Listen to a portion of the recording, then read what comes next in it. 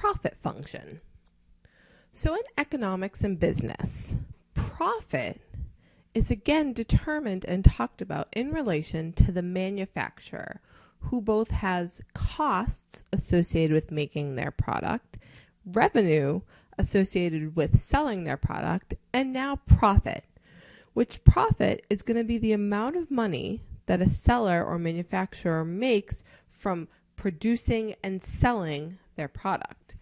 It turns out that when we talk about profit, the equation that we're going to use is revenue, the amount of money that we take in from selling, minus cost, which is our expenses for making that product. Now, profit, we're going to be notating with a pi symbol, pi of Q. And the reason that we use pi is because P in mathematics is often used for population, and we don't want to confuse them. So we're going to be using the pi symbol when we talk about profit. So again, profit is revenue minus cost, the amount of money you take in minus the amount of money that you spent. A related and important concept with profit is something called the break-even point.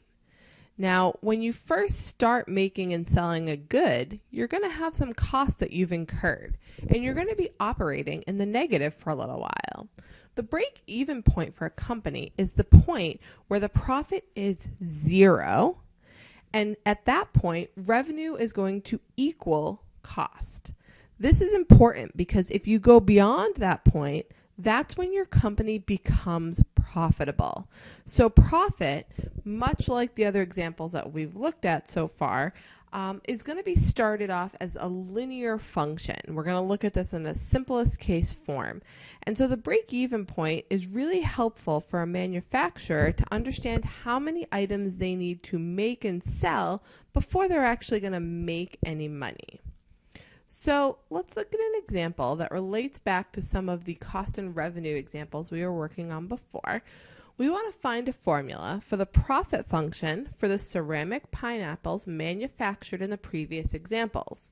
Now, don't worry if you didn't see the previous video. I've noted the functions that we determined for cost and revenue here.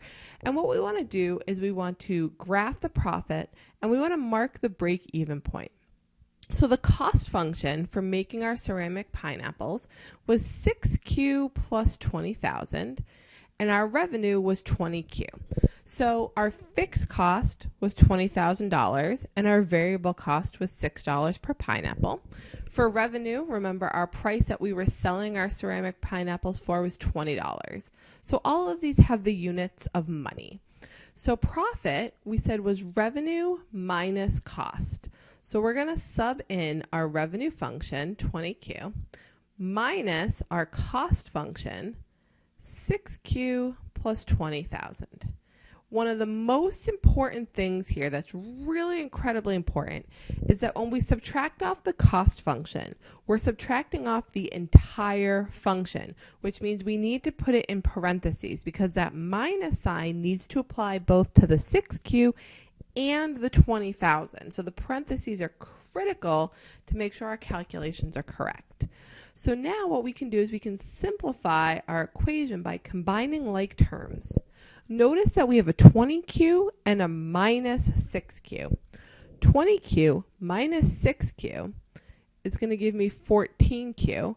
And then, like I said just a minute ago, that minus goes to both terms. So we get minus 20,000. So our profit function is 14Q minus 20,000. We want to graph this function, and we also want to determine the break-even point, which will help us in our graphing. Before we get to that, let's just make sure we understand what our axes are going to be here. So our independent variable here is Q, so that goes on the horizontal axis. And then on the dependent axis here, we're going to have profit. So this function is linear. We can see that the slope is 14Q, so it's a positively sloped linear function, and our intercept is negative 20,000. So that means if we make and sell 0 of our ceramic pineapples here, Q would be 0, and we'd be starting at negative $20,000 in the hole for profit. So we are in debt. That is not great, but we're going to work our way out. So since this function is linear, if I can find another point on this function, I can connect the 2 points to get my profit line. One of the things I know I'm looking for is the break-even point. So I'm going to go ahead and find that and use that as my second point. The break-even point is when profit equals 0. So here we're starting negative and we're trying to figure out when we cross through the axis, because that's going to be an exciting time for this business, because that's when they get to move up above the axis and become positive. So profit is 0 equals 14Q minus 20,000. Right, we can bring the 20,000 over to the left by just adding it. So we have 20,000 equals 14Q. Divide both sides by 14, and we're going to get Q equals 1,428.57. We're in a space here, 0.57. So when the quantity is 1,428.57, then our profit reaches 0, which means that as soon as we get to the next unit, 1,429, that's the exact moment we become profitable.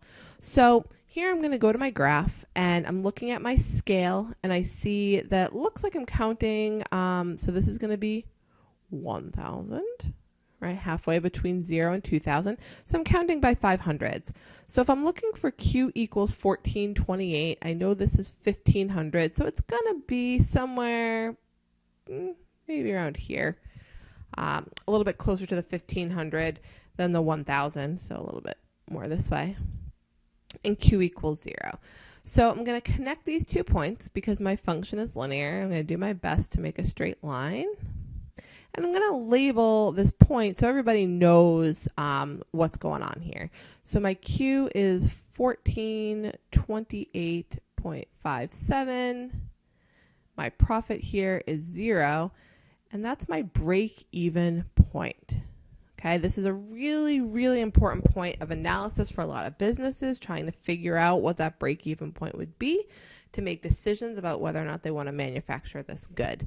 So you can see that the line will just continue going up. And so here, when we are above the x-axis, we have a profit that is positive.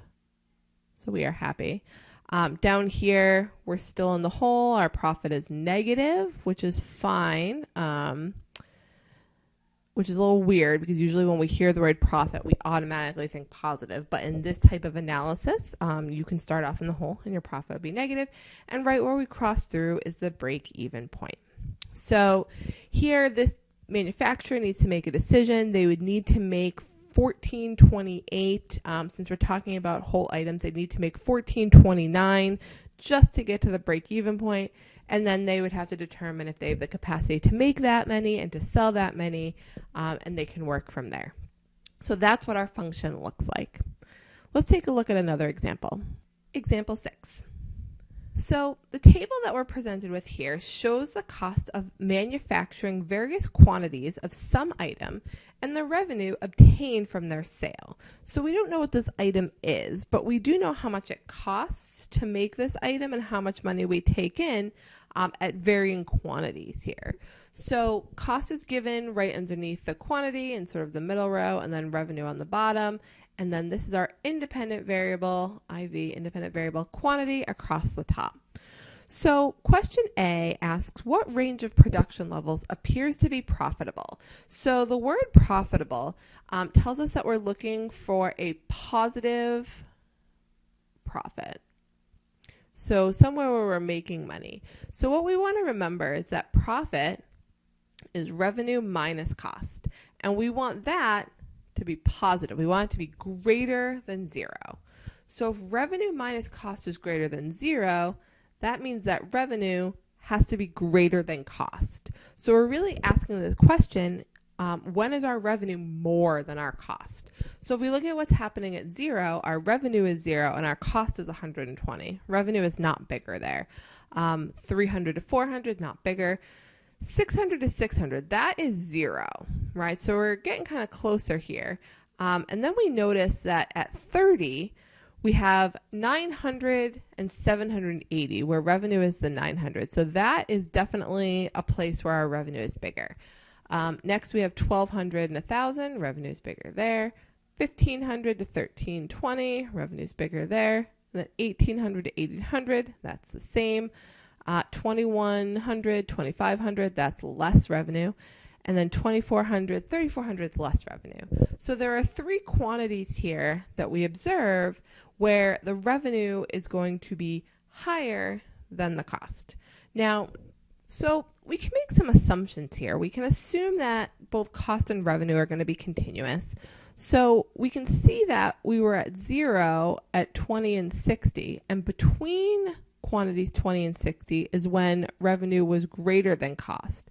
So I think I'd feel pretty comfortable saying that we're going to be profitable between 20 and 60 as long as we make those open brackets. So remember, the open brackets tell us that we don't include the endpoints. So at the endpoints, we have 0, so we're not positive or negative. But as we move past 0 is when we move into the positive, profitable sort of interval. So 20 to 60 with open brackets feels like the right interval for where we're going to have a positive profit for this function. Part B wants you to calculate the profit or loss for each of the quantities shown. So this is the same table. I just copied and pasted it. And it also asks you to estimate the most profitable production level. So we're going to look for these profits and then figure out which one is the best. So here we're just going to go quantity by quantity. So at 0, we're going to do revenue minus cost. So 0 minus 120 is negative 120. So we have a loss here. 300 minus 400 is negative 100, still a loss. 600 minus 600 is 0. 900 minus 780. So now we're positive, right? We're starting to make some money. So we have positive 120. 1,200 minus 1,000 is 200.